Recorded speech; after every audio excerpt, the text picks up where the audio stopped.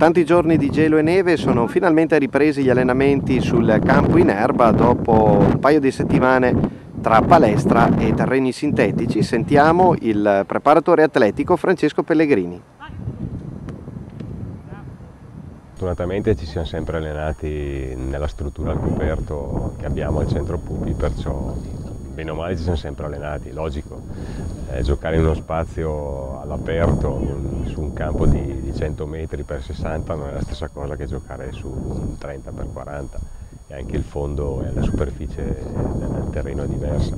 Però le ragazze hanno dimostrato sempre professionalità, abbiamo cercato di ottimizzare al meglio quelli che erano i parametri necessari all'allenamento, diciamo.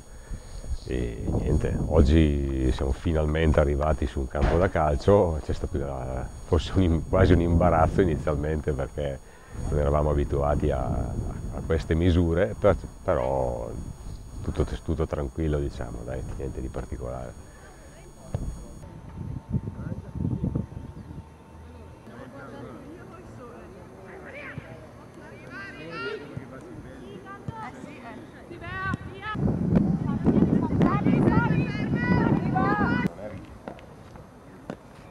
Si avvicina il momento del rientro.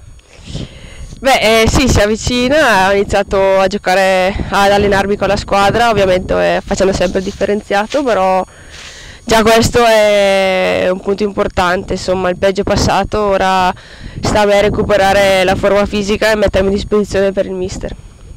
Sabato la squadra sarà impegnata in una trasferta difficile. Sì, sabato secondo me è una partita molto insidiosa perché loro come squadra è una squadra rognosa e soprattutto in casa. L'anno scorso ricordo abbiamo vinto 4-2, ma è stato frutto di una partita bellissima da parte nostra e per vincere e portare a casa punti sabato dovremo sicuramente ripetere la gara dell'anno scorso.